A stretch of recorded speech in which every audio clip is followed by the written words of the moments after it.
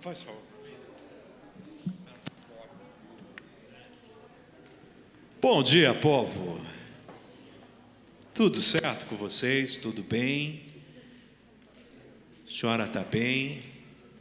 Então tá bom, gente. Quem já experimentou o silêncio de Deus na sua vida? Alguém já experimentou isso? O que é experimentar o silêncio de Deus na sua vida? Quem pode dizer isso aí? O que é o silêncio de Deus? Obrigado. Fala para mim. Fala. Bem, várias vezes, né?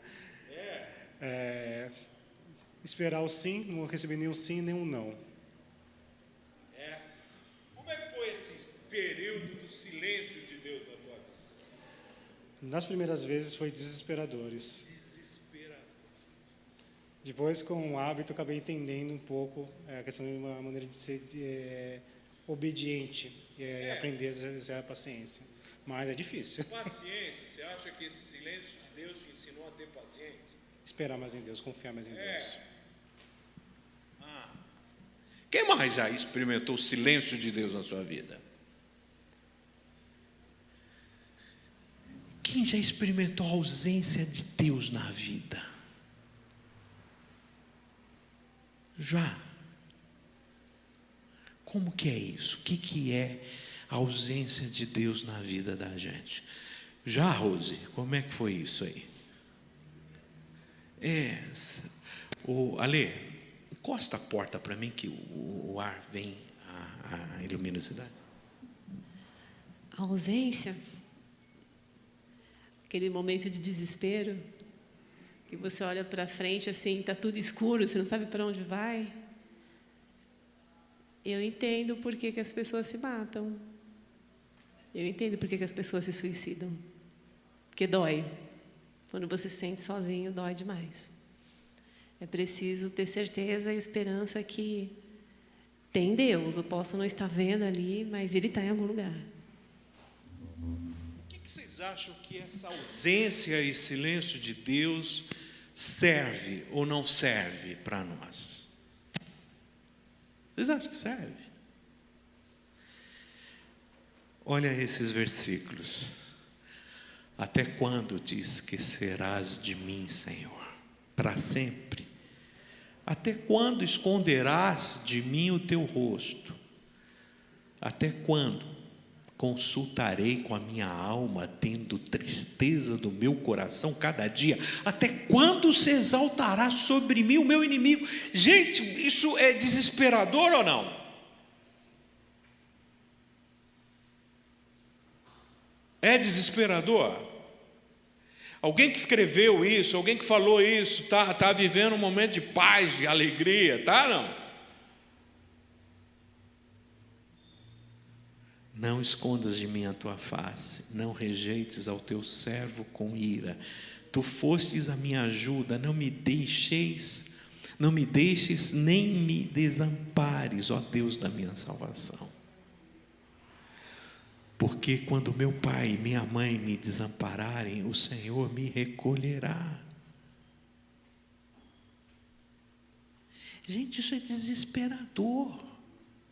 Mas assim, quantos aqui já conseguiram orar dessa forma? Senhor, não escondas de mim a tua face.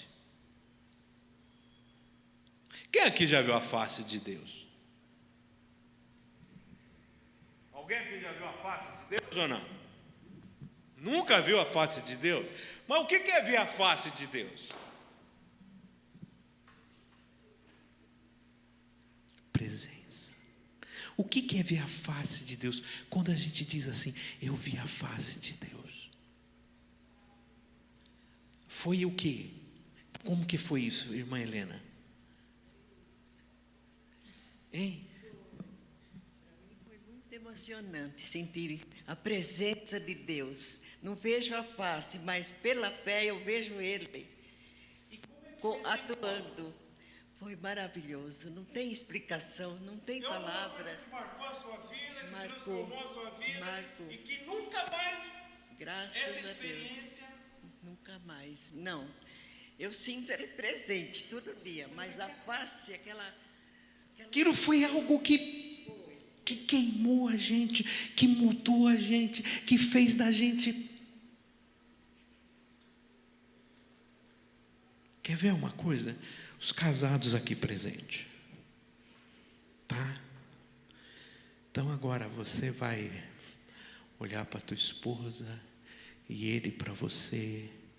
Eu queria que vocês olhassem um para o outro e dissessem assim: quando foi o dia que você falou, é você a mulher da minha vida? Lembra disso? Quando foi isso? Quando que vocês dois se olharam e falaram assim, é você? Como é que foi esse dia? Não precisa dizer, dar detalhes. Mas qual foi a sensação, qual foi o sentimento que teve nesse dia? Não, na verdade eu não queria ele, não. Mas quando foi que você olhou para ele e falou, é esse? Ah, demorou bastante Mas tempo. quando teve isso? Eu estou falando desse dia. Você olhou, você falou, é ele. Foi quando eu passei na frente da loja, lá no shopping. Eu saí da academia que eu trabalhava e eu passava pelo shopping.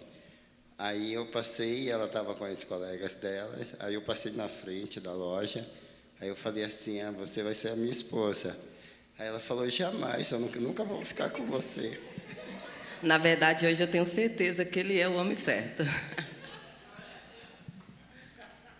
Gente, aquela sensação eu não vou ter mais nunca na minha vida. Daquele dia que eu olhei e falei, Marli, você é a mulher mais abençoada do mundo em ter me encontrado. Eu falei isso para ela, falei, Marli, parabéns.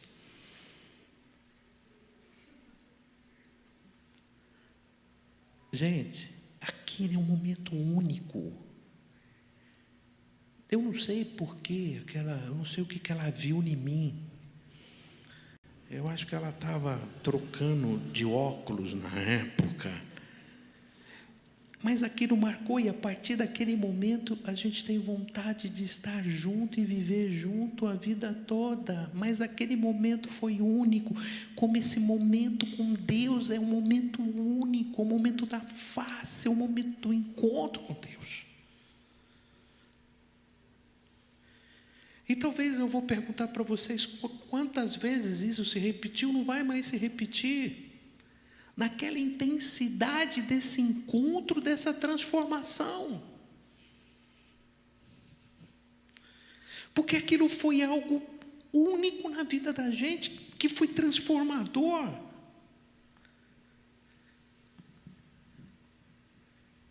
Esses encontros marcaram a nossa vida.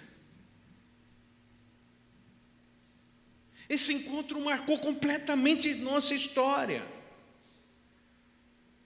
E quando a gente pergunta para todo mundo, quantos aqui tiveram esse mesmo encontro? Quer ver, Moisés teve um encontro face a face com Deus quantas vezes? Que ele viu a face de Deus. Que o rosto dele resplandeceu. Uma.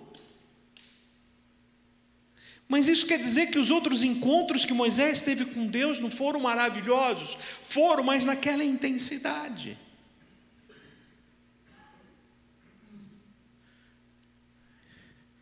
Agora, o que impede a gente de viver aquele encontro, de viver aquela intensidade, de viver na presença de Deus?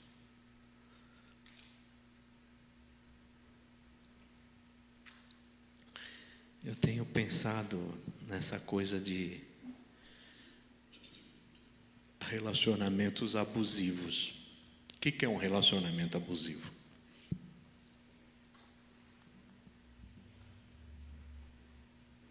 O que é um relacionamento abusivo que está tanto em voga hoje?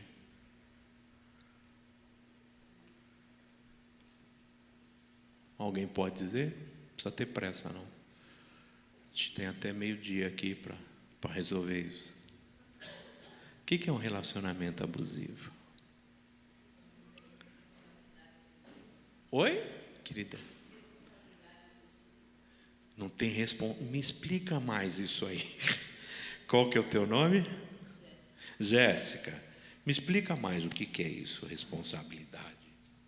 A responsabilidade afetiva é quando, por exemplo, o Thomas está no relacionamento comigo, ele se dedicando a mim e eu não retornando para ele na mesma intensidade e talvez maltratando o sentimento dele para comigo. Pode ser também. Mas quando eu cobro, quando eu exijo, quando eu determino, quando eu domino o outro, quando eu quero que o outro faça aquilo que eu quero que eu desejo, independente de respeitar ou não o espaço dele, e que eu uso de manipulação para que ele faça o que eu quero, isso é um relacionamento abusivo? Eu posso ter um relacionamento abusivo com Deus?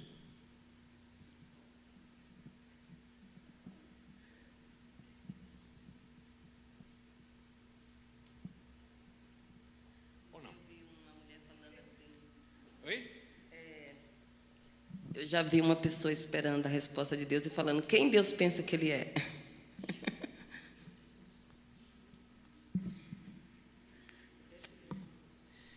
Quando eu olho para Deus e digo, eu quero, é isso, tem que ser agora.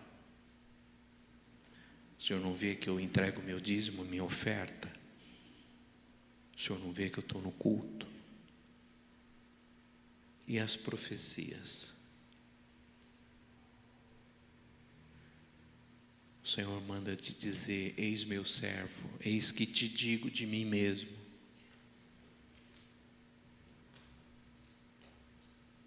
Isso é um relacionamento abusivo?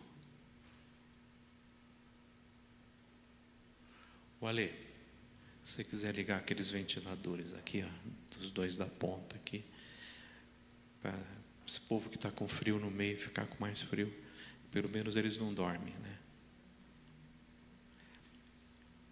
Gente, eu tenho escutado alguns sermões que eu tenho até medo.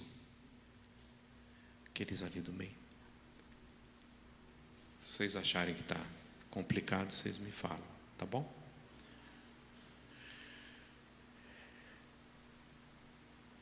Eu tenho escutado alguns relacionamentos tão abusivos com Deus, que eu acho que Deus, às vezes, Ele deve dizer, nossa, povo, você me sufoca.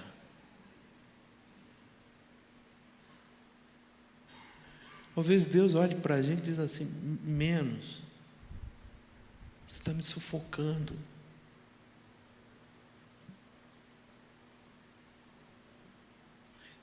Vocês acham que é importante, às vezes, manter a ausência, distanciamento? Eu tenho alguns irmãos aqui na igreja que tinham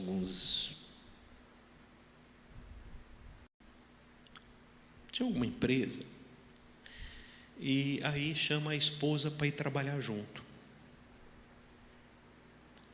O que foi, Raul? Chamou a esposa para trabalhar junto? Não dá certo?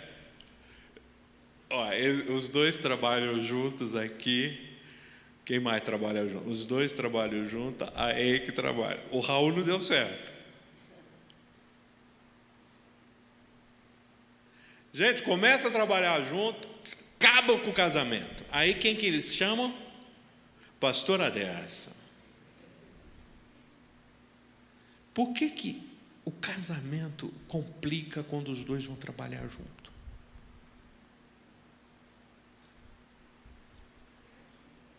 Porque qual é o principal problema do casamento? Quando os dois começam a trabalhar. Oi? Alguém quer mandar. O outro não aceita ser mandado. Isso é um problema. Qual outro problema? Qual é o assunto? Manhã, tarde e noite. A empresa. É a empresa, tudo que fala é empresa, é o tempo todo empresa. Resolve os problemas da empresa, é só empresa. Como que é aqui trabalhar juntos os dois? Um não entra. No início foi difícil, porque ele mandava em mim. Ele foi meu chefe, então ele... Mas hoje eu agradeço e eu gosto de trabalhar com ele. Gosta assim, eles fizeram 2 andares. Um não entra no andar do outro. Oi? Isso, você viu? Que eles fazem 2 andares. Ela não sobe e ele não desce. Por isso que dá certo. Oi? Cada um respeita. Agora, tem uma pessoa aqui que trabalha com alguém 24 horas por dia e trabalha de segunda a segunda. Sabe, vocês conhecem um casal que é aqui assim? Que trabalha de segunda a segunda. Pastor Adelso e dona? Vocês já imaginaram? A gente está junto o quê? 24 horas por dia. E a irmã é doida por igreja, ela é maluca por igreja, aquela mulher. E o marido dela também é doido por igreja. E a gente tem filhos, a gente tem casa. Tem hora que a gente tem que dizer para o outro, menos. Ela fala, vai jogar bola, vai fazer um curso.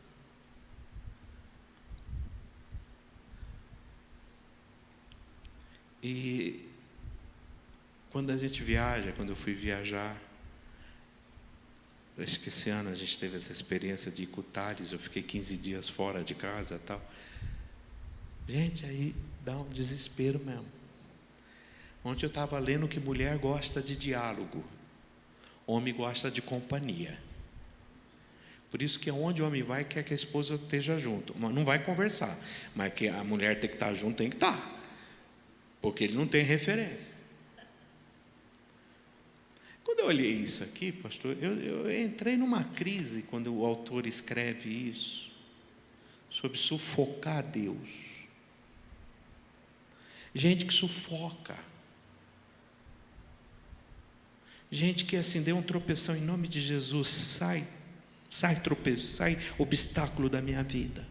Chega no ponto de ônibus, eu decreto agora em nome de Jesus que o ônibus que vai para o centro vai chegar em 5 minutos. Eu entro no supermercado, eu determino que eu não vou encontrar uma fila.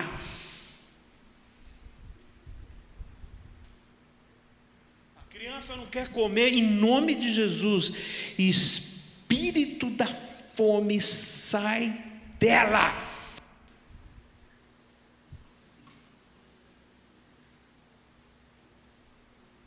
Gente, isso é ser crente.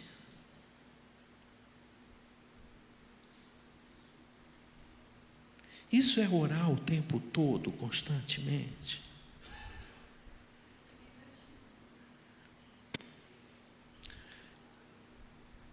Você acha que não é mais, não? Não é questão de você achar que você tem o domínio de Deus, Aline. Exatamente. Eu quero e ponto final. E aí o autor vai trabalhar no seguinte: como uma mãe ensina um filho a crescer.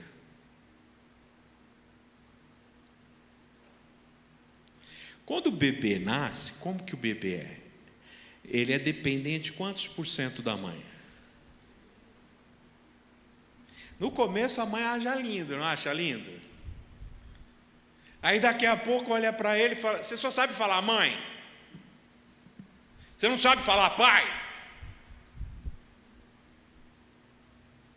Só sabe falar mãe, só sabe falar mãe. E chega, é mãe, é mãe, é mãe, é mãe, é mãe, é mãe, é mãe, é mãe. Às vezes eu falava, deixa que eu vou dar comida para eles. Eles não abrem a boca, gente. Não, ela fala, pô, me ajuda. Eu falo, mas eu tento, esse cara não quer, não me quer. Ele grita o tempo todo, ele quer você, ele só quer você. E qual que é o sonho da gente com a criança? Principalmente quando está doentinho, né? A gente fala assim, nossa, eu não vejo a hora que cresça para ele poder falar, para ele fazer o prato dele, para ele ter autonomia. Não é isso. Mas para que ele tenha autonomia, o que você precisa ter?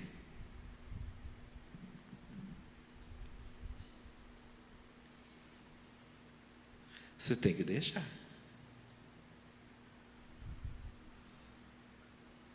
Dói ou não? Quer ver? Uma coisa que a gente viu aqui, a noite do pijama das crianças. Teve criança que queria vir, que o pai não deixou, por causa do quê? Porque ele não aguentou. Ele não aguentava. A criança aguentava.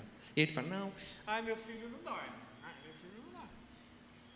Quando a Marli vai fazer acampamento, o primeiro acampamento das crianças de 6 anos, que é o primeiro ano, o que tem de pai, eu posso trabalhar, nunca quis trabalhar no Ministério Infantil.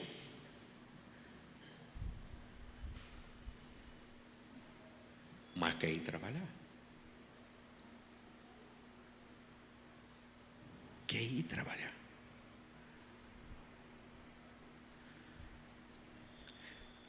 Para crescer, vai ter que deixar. Qual é a conclusão do senhor disso aqui, dessa introdução?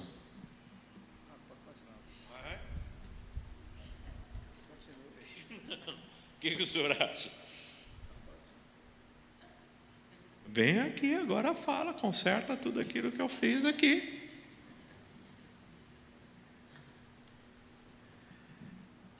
Nós temos na Bíblia, eu creio, alguns paradoxos. Ao mesmo tempo que as pessoas querem fazer Deus de um funcionário, por outro lado, Deus quer que quem confia nele seja totalmente dependente dele, que não faça nada sem ele, né? Então é um paradoxo. E Jesus, ele chegou ao ponto de dizer que ele não fazia nada, absolutamente nada, dele mesmo. Sendo filho de Deus, sendo Deus, ele dependia do Pai. E nós temos então esse paradoxo. A nossa vida é um paradoxo, né? Oséias fala de você crescer e ter raízes como o cedro, mas a aparência exterior ser como o lírio, que Jesus falou, hoje ele está florescendo, amanhã ele murcha e morre, cai. Então há um paradoxo, e nós passamos essas fases que o pastor acabou de dizer, de sentir a ausência de Deus, mas ao mesmo tempo, como a irmã disse, pela fé. Agora nós não olhamos os sentimentos, nós não olhamos as circunstâncias, a fé supera todos os sentimentos, deve superar todos os sentimentos. Então, quando nós pegamos a palavra no Velho Testamento, olhando as experiências, especialmente nos Salmos, nós nunca oramos como algumas orações. Ó Deus, Senhor, nós podemos ter pensado, mas nós não temos essa coragem de dizer, o Senhor se ausentou de mim, o Senhor não me responde, eu clamo noite e dia, o Senhor não me ouve. Pode ser que até que pensamos assim, mas não tem coragem. E também por causa desse conhecimento interior que nós temos do Espírito que fala conosco, que Deus não nos abandona. Então eu não sei porquê, parece que eu estou num túnel, né? E não vejo a luz, mas o sol está lá brilhando. O túnel está escuro. É um momento da nossa vida. Então, eu creio que o cristão, nós, os crentes, nós somos desafiados a viver pela fé, independente dos nossos sentimentos. Eu sei que o pastor é muito entusiasta, porque ele é dessa área de estar conversando com as pessoas, está sabendo, estudou, sabe todos o que é a pessoa, o que é a alma da pessoa, não é?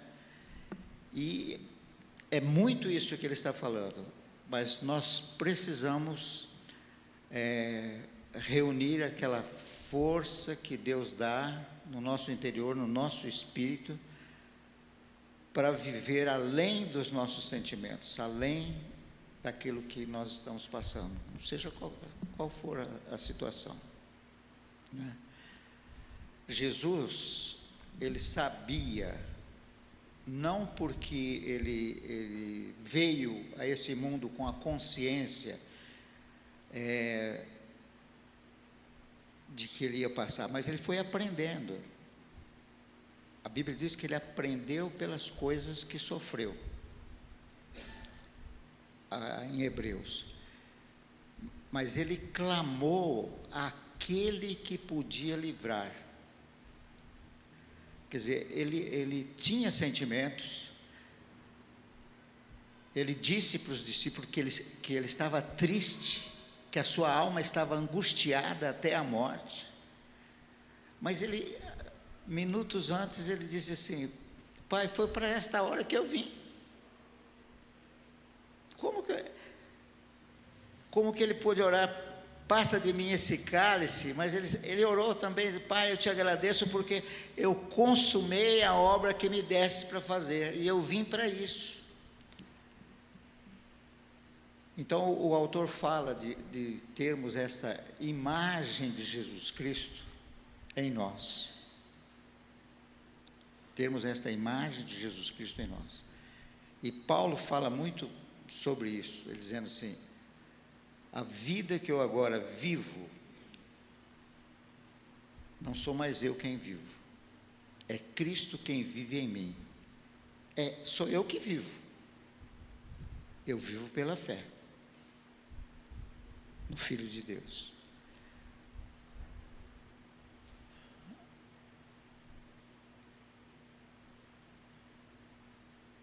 Agora, como fica com todos os sentimentos? Dentro daquilo que o pastor Paulo colocou, como é que eu vou lidar com os meus sentimentos? Com aquilo que eu aprendi. Então, a criança, quando ela começa a crescer, no primeiro momento ela sente a ausência da mãe, mas quando a mãe fala: anda, vem andando, você consegue. Ela começa a praticar aquilo que ela aprendeu. Você ensinou ela a escovar os dentes. Você ensinou ela a tomar banho. Você ensinou ela a respeitar. No primeiro momento ela vai entender, ela vai achar que a tua ausência, que você não está se importando com ela. Ela vai chorar, ela vai sofrer. Mas na verdade a tua ausência é um processo de crescimento e de desenvolvimento. E que é aquilo que o pastor Paulo colocou do paradoxo. A ideia que a gente geralmente tem da ausência de Deus na nossa vida é o quê? A gente cansou, a gente às vezes é amigo de Jó. A gente fala: sabe por que Deus não está te ouvindo? Porque você está em pecado. Sabe por que Deus não está te ouvindo? Porque você não busca o Senhor. Sabe por que Deus não está te ouvindo? Porque você não fez a campanha. ou porque você não entregou isso. A gente sempre o que atribui a ausência e o silêncio de Deus a um erro, e até os salmistas fizeram isso. A gente nunca consegue entender que a ausência e o silêncio de Deus é disciplina.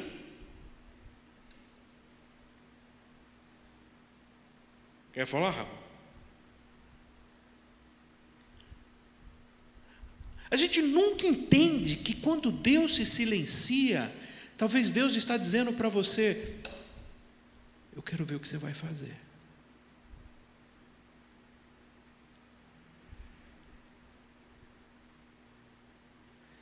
Talvez quando Deus ficar quieto, Ele só está te olhando. Às vezes a gente faz isso ou não faz isso com o filho? Você sabe que você pode ir lá, você sabe que você pode resolver. Mas se você fizer isso com o teu filho, o que vai acontecer? O que você está tirando dele?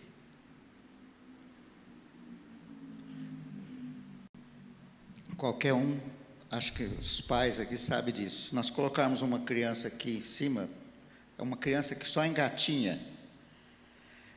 Alguém vai dizer assim, mas cuidado, aí tem uma escada. Mas sabe o que vai acontecer? A criança vai chegar ali no primeiro degrau, ela vai olhar, ela vai ver a escada, ela tem um senso de autopreservação e ela não vai embicar de ponta cabeça, não vai tentar, ela vai se virar e vai tentar descer de ré. Quantas mães sabem disso? Ontem, sem querer, no meu celular apareceu uma figura de uma criancinha engatinhando num tablado e ia chegar numa ponte alta de vidro. Quando ela olhou e viu a profundidade, ela parou, virou de ré, foi até o vidro, aí ela se levantou, ela olhou a profundidade, ela viu que ela não estava, ela agachou novamente e foi para o tablado. Então, esse é o senso que está dentro de nós e que deve ser mantido, mesmo em momentos difíceis da nossa vida. Eu sei que você falou, eu também tenho esse sentimento de que eu entendo porque uma pessoa se suicida, mas eu não posso brincar com isso, eu não posso brincar com esse sentimento, eu não posso brincar com essa sentido de profundidade que está diante de mim. Entendeu? Eu tenho que lembrar do meu pai e da minha mãe. Como que é? Eu preciso me lembrar do que meu pai e minha mãe me ensinou. Sim. Como eu tenho a escada, eu tenho um buraco na escola, que é a droga, que é o sexo.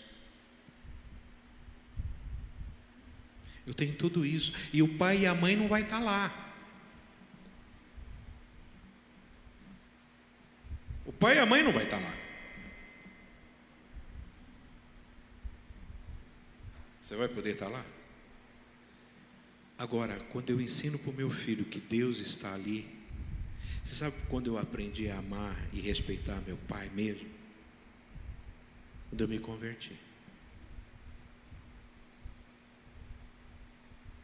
Quando eu me converti. Eu me tornei um filho melhor. Porque eu sabia onde eu estava na presença de Deus. Eu precisava honrar meu pai e minha mãe. Você sabe por que eu sou fiel à minha esposa? Porque antes de ser fiel a ela, eu sou fiel a Deus. Ela não está vendo, ela não está aqui. Mas Deus está aqui. Eu não quero entristecer o meu Deus. Não quero. Então, será que é somente essa questão de pecado que me faz se distanciar de Deus? Olha Jó, gente, olha o que Jó fala para Deus.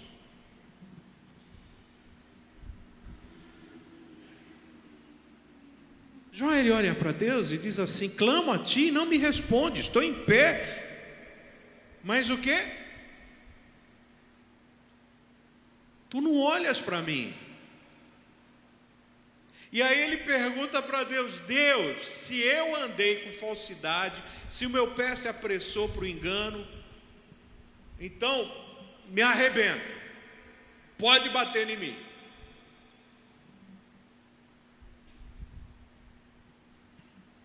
Se os meus passos se desviaram do caminho, se o meu coração segue os meus olhos, se as minhas mãos pegou em qualquer coisa, Senhor, o Senhor pode pesar a sua mão sobre mim. Vou trocar só aqui. 4 anos atrás,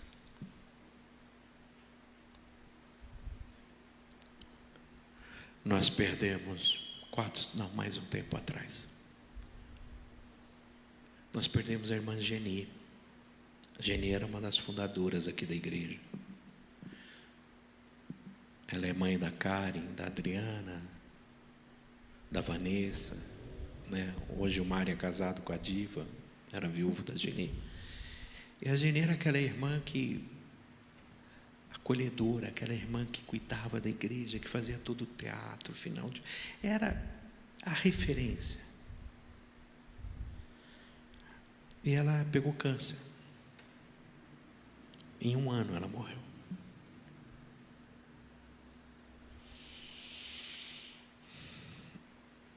No final do ano, a gente ia ter o Idem, e o Marcelo, que é o líder do Idem,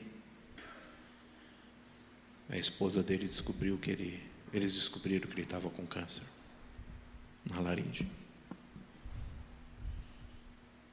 E todo mundo preocupado com ele. E a esposa descobre que também tem câncer. Só que ela não fala para ele que estava com câncer, para não agravar o estado dele.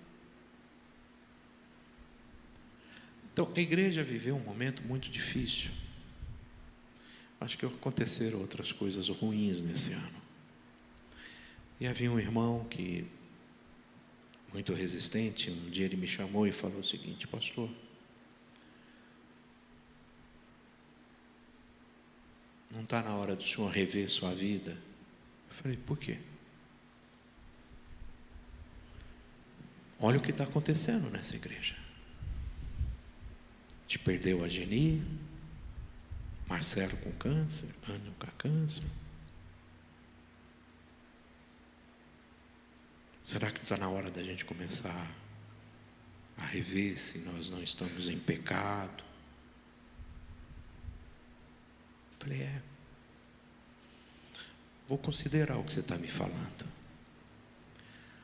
Mas eu conheci uma pessoa que um dia Deus chamou o diabo e falou para ele: diabo, vem cá. Está vendo aquele homem ali, Jó? Ele é íntegro, ele é reto, ele é correto. Não há nenhum homem justo como ele. E o diabo falou para Deus: sabe por que ele é justo, íntegro e correto? Porque o Senhor dá tudo para ele. O Senhor dá tudo para ele. Ele é rico. Os filhos dele são saudáveis. Ele tem fazenda. Tudo que ele faz prospera. Tira tudo dele, que eu quero ver se ele vai ser fiel. E Deus falou: fica à vontade, pode arrancar tudo, só não mexe com a vida dele. O diabo arrancou tudo. E você sabe o que Jó falou? Que Deus tirou, que Deus deu, Deus tira, e louvado seja Deus. E aí Deus chamou o diabo de novo e falou: diabo, vem cá. Você está vendo meu servo Jó? Você tirou tudo dele, ele continua fiel. Sabe o que o diabo falou para Jó? Falou para Deus? Também, pô. Mexe na saúde dele. Se o senhor mexer na saúde dele, eu quero ver se ele continua, né? Porque saúde é um bem maior que a gente tem. A gente pode perder tudo, a gente pode perder saúde. E Deus falou, fica à vontade. E Jó arrebentou com a vida, e o diabo arrebentou com a vida de Jó. A ponto de ele ter tanta ferida no corpo, que ele não conseguia mais coçar, que ele pegava um caco de telha e aí Deus chamou o diabo de novo e falou, está vendo meu servo Jó? Continua fiel. E aí eu olhei para esse irmão e falei, será que também não pode ser isso? Talvez Deus tenha falado assim, tenha chamado o diabo e falado assim. Está vendo a Igreja Batista Memorial? Ela cuida de criança, de adolescente, de jovem, de casais. Essa igreja está em crescido. Não é por causa disso. E o diabo olhar para Deus e falar, é porque a liderança dessa igreja é boa. E Deus falar para ele, mexe na liderança dela para ver se ela para. Não pode ser isso? Também pode ser, não pode? Por que tem que ser pecado? Sabe o que aconteceu com esse irmão? Ele saiu da igreja.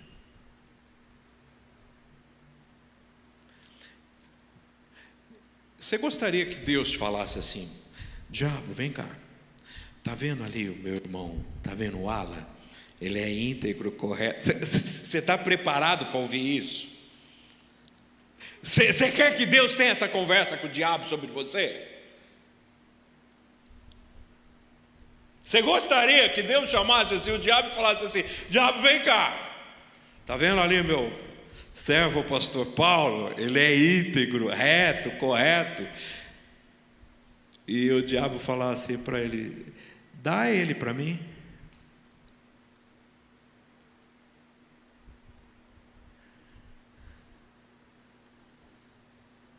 Já pensou nisso?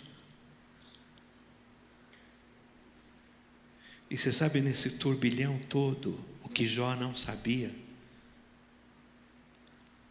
era o que Deus estava fazendo na vida dele.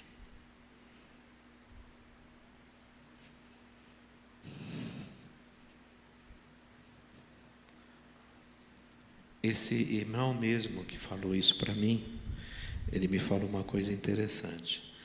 Ele falou, sabe qual é a diferença do bode e da ovelha? Sabe não? Cutuca. Se gritar é bode.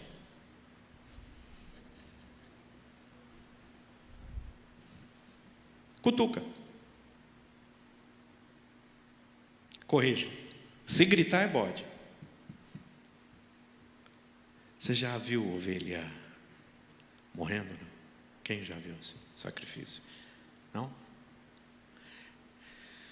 Eles falam para você sair de perto. Eles amarram, né, as patas assim, põem e vão cortar. E ela te encara. E ela não berra. Ela chora. Ela vai te... gente, eu vi uma vez só isso na vida, para nunca mais ver. Provavelmente eles já viram alguém matar porco. Porco. Já viram matar porco? Como que é? Um verdadeiro escândalo, né? O vizinho até vem ver se não é o porco dele. Ovelha não. Ela olha e é incrível o olhar dela. Tipo assim, o que você está me matando? E ela começa a escorrer assim. Oi? E o açougueiro fala para você, sai daqui, por favor. Porque eles têm essa crendice, né? Que quando você tem pena, não morre, não é isso? Que se você tiver com pena do bicho, ele não morre. Não é isso? Eu vi isso, acho que eu tinha 14, 15 anos, a gente estava no interior, na casa dos parentes do meu cunhado, e eles mataram uma ovelha.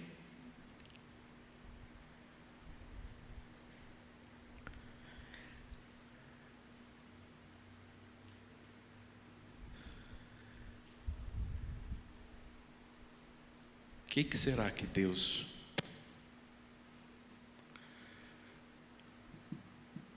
quer nos ensinar?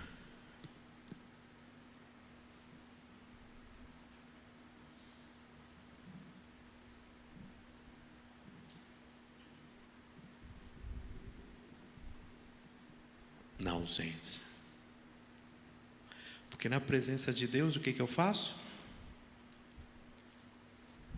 É gostoso ou não estar na presença de Deus? Oi? É gostoso ou não estar na presença de Deus? Como que é estar na presença de Deus? Eu navegarei. Espírito. Não é? Espírito. Nossa, gente, isso é maravilhoso, não é? O povo que vem da Bleia, aquelas reuniões do fogo, que roda, que gira, que é um reteté tremendo. É ou não é bom? É ou não é? E aí, olha? Ixi! Olha, se eu der um pouquinho mais aqui, o negócio já vai. Gente, é bom ou não é? É bom demais aquilo. E o deserto?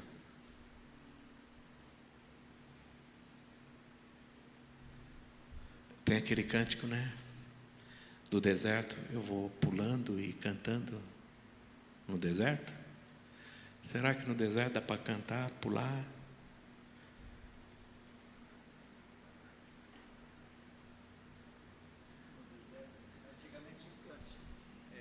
Estamos fracos, tão cansados, já viajamos por deserto, por valados.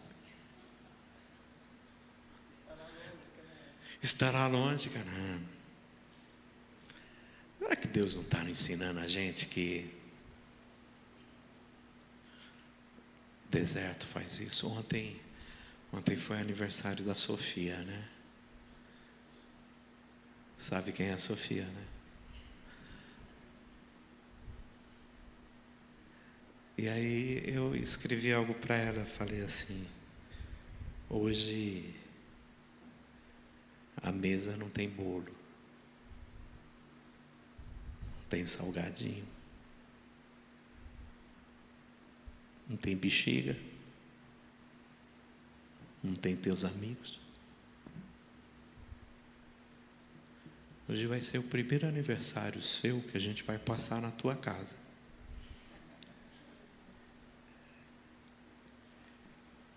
E não comemorar o aniversário dela em casa, essa ausência mostrou quanta gente ama ela e o quanto era gostoso fazer isso. Mas ela cresceu e foi muito gostoso almoçar com ela ontem, levar o bolo. Eu fui pregar numa igreja à noite lá mesmo, tive que tomar banho na casa dela. E ela pegou a toalha para mim. Não fui eu que peguei a toalha para levar para ela. Ela falou: pai, está aqui a toalha. Pode ir. Vai fazer o quê? Eu tenho que aguentar isso mesmo, né? Tá bom? Pode ir, Marlena.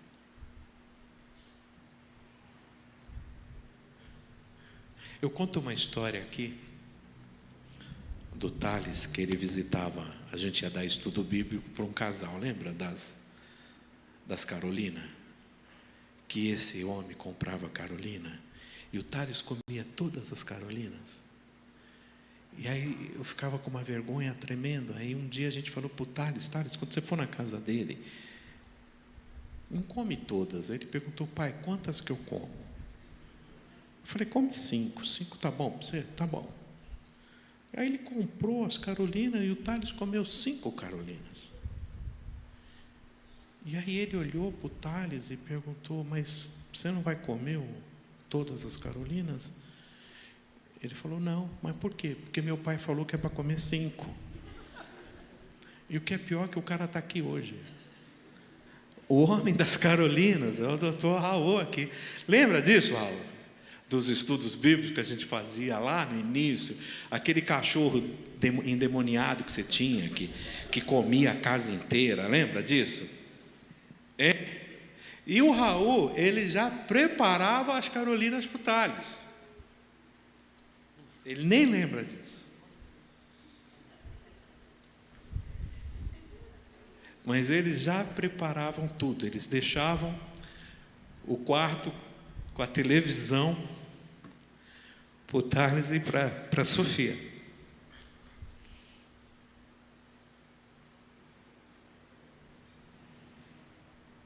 E a gente dava estudo bíblico lá. A gente ficou um tempão sem se ver. Gente, você sabe com o que vocês estão falando aqui? É o Dr. Raul. Ele é GO. O pai dele já era bem de idade quando faleceu, mas ensinou ele e os irmãos a andar com o Senhor. E o Raul nunca consegue deixar a presença de Deus, mesmo com a ausência do pai.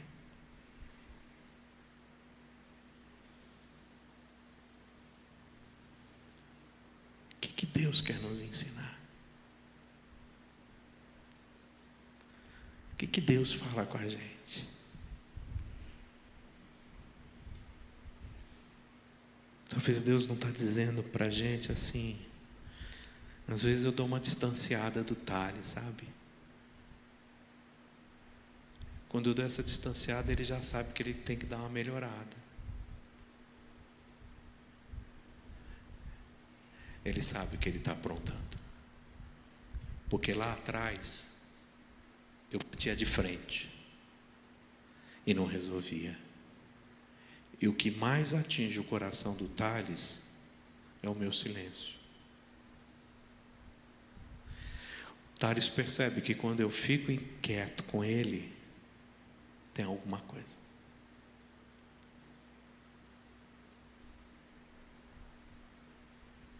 O que esse silêncio, o que essa ausência está nos dizendo? Muitas vezes não tem nada a ver com o meu pecado, com o teu pecado.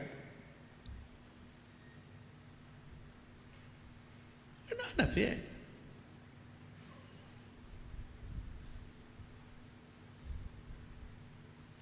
Talvez Deus está dizendo para a gente assim: eu queria estar mais perto de você, eu queria que você chegasse mais perto.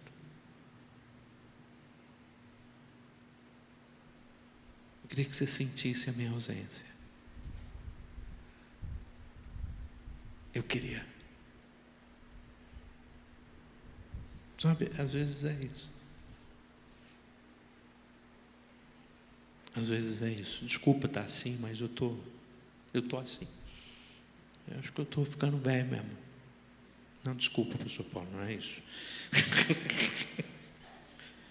Eu acho que eu estou mais emotivo, acho que eu estou assim mais sensível. O que o senhor quer falar sobre isso aqui? A gente tem ainda alguns minutos aqui. Desse silêncio, dessa ausência. O senhor passou já por isso.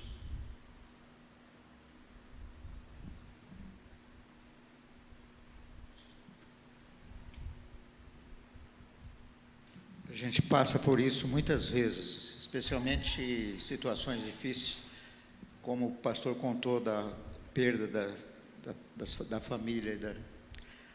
E eu também já vivi isso muitas vezes, com morte de pessoas ou saída das pessoas. sem motivo. E às vezes eu ia para um funeral e eu sabia, Deus, onde o Senhor está? O que eu vou falar? Como vai ser isso?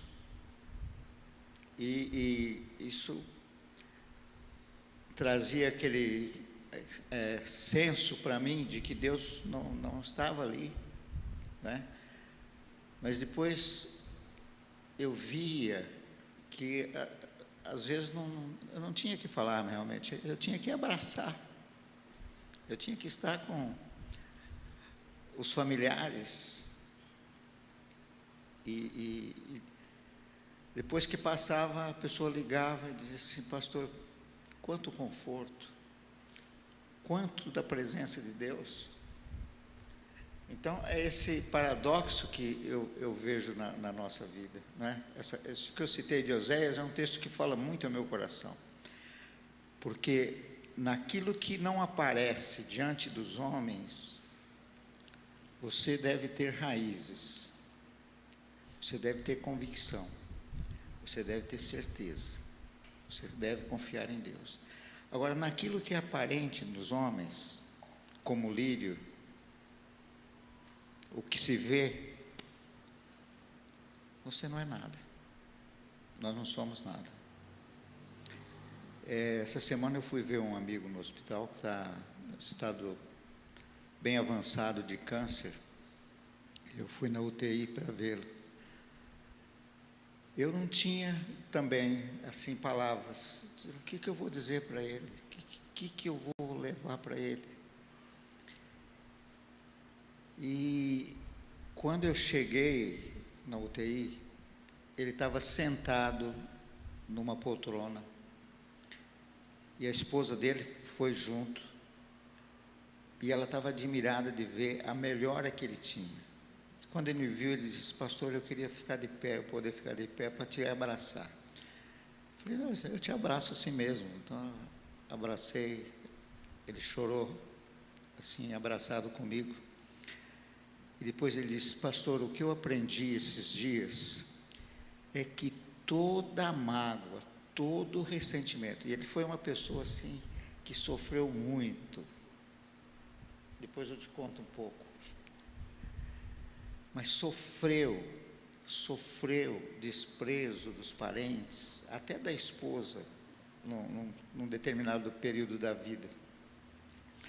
Ele falou: mas esses dias, Deus veio ao meu coração e me limpou. Eu tenho certeza de que eu estou mais alvo do que a neve, eu estou realmente purificado, perdoado. Então eu estou muito feliz, Jesus está comigo.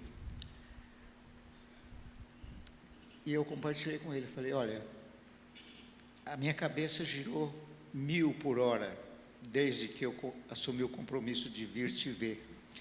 E uma das coisas mais fortes que ficou no meu coração foi as palavras da irmã de Lázaro, quando Jesus chegou e ela falou: se o Senhor estivesse aqui, o meu irmão não teria morrido. Eu falei para ele, isso ficou martelando no meu coração, mas agora eu entendo, eu não posso falar como ela. Você está me dizendo que Jesus está com você.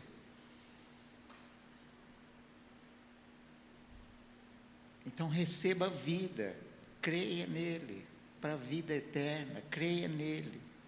Você está purificado? É isso que Jesus veio fazer, ele veio morrer. Então há coisas na nossa vida que nós ficamos muito apertados, desesperados, realmente, né? Tem muitas coisas.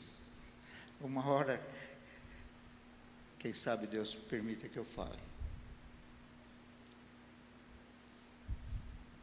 Falem.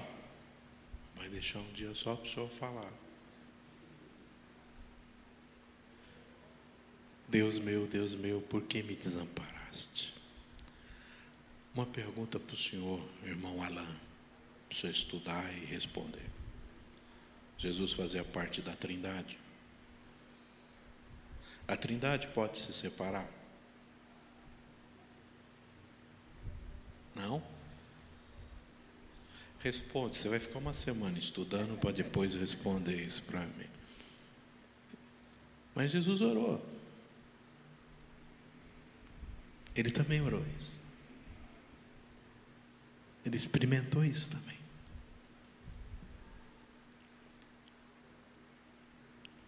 Mas no momento em que ele mais experimentou a ausência de Deus, foi o momento que nós mais experimentamos a presença de Deus.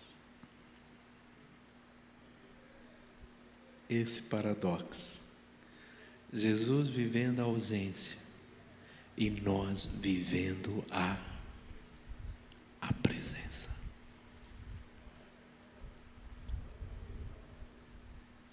Marta, quando ela fala, se o Senhor tivesse vindo,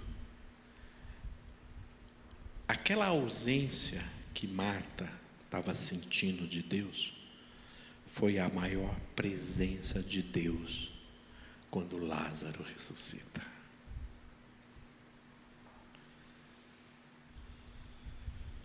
Então, antes de você começar a pensar, querer descobrir, querer entender essa ausência, entenda que essa ausência tem um ensino. Deus quer ensinar a gente alguma coisa nisso. Amém? Pode ser isso, gente. Eu fiquei surpreso com esse negócio de ausência aí, viu? Eu vou me distanciar um pouco, vou ficar 3 meses em casa, tá bom? Quem sabe vocês sentem a minha ausência, é isso aí. Vamos orar então, vamos agradecer a Deus por esse tempo, vamos louvar. Senhor, obrigado, Pai, por essa manhã, por esses ensinos, pela Tua palavra. E como Pai amoroso, o Senhor está dizendo para nós que o Senhor quer que a gente cresça, que a gente ande, que a gente coloque em prática a fé, que a gente ensine os outros que o Senhor está presente, mesmo quando está ausente. Ausente aos nossos olhos, mas que o Senhor sabe todas as coisas. Que o Senhor nos leve para os nossos lares, tratando o nosso coração e nos preparando para logo mais à noite. Nós oramos, Pai, agradecidos no nome de Jesus. Amém? Povo, que Deus abençoe, um bom domingo para vocês. Se alguém quiser me convidar para almoçar, eu aceito. Tá bom? Fique à vontade.